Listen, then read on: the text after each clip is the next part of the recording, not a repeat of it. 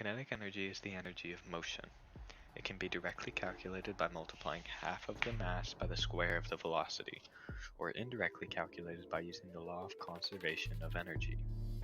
Since the law of conservation of energy states that energy is not created or destroyed, if we hold an object still and drop it, we can assume the kinetic energy when it reaches the floor will be equal to the gravitational potential energy that it possessed before we dropped it.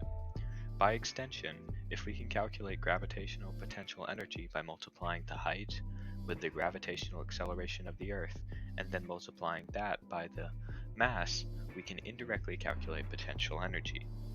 This is the essence of the experiment we performed.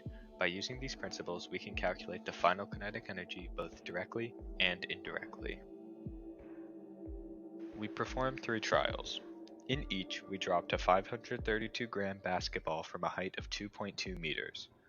We then used the online video analysis software JSTrack to plot the ball's position over time. From the values gathered, we could then find the final velocity, which, when plugged into the 1/2 times mass times velocity squared formula, yields the final kinetic energy of the ball. Performing this operation on our trials with our gathered final velocity and a mass of 0.532 kilograms, then averaging the results, yields a directly calculated kinetic energy of 10.8 joules.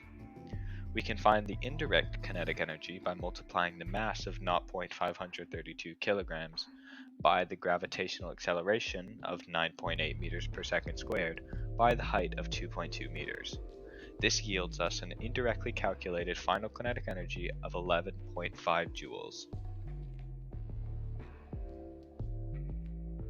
You may notice the disconnect between indirectly and directly calculated kinetic energies, which seems contrary to the conservation of momentum. This could be due to a variety of reasons, namely some energy being lost to air resistance, errors in the JSTrack software, or even human error in dropping the ball at the exact height. In conclusion, the values of directly and indirectly calculated kinetic energies are close enough to prove conservation of energy.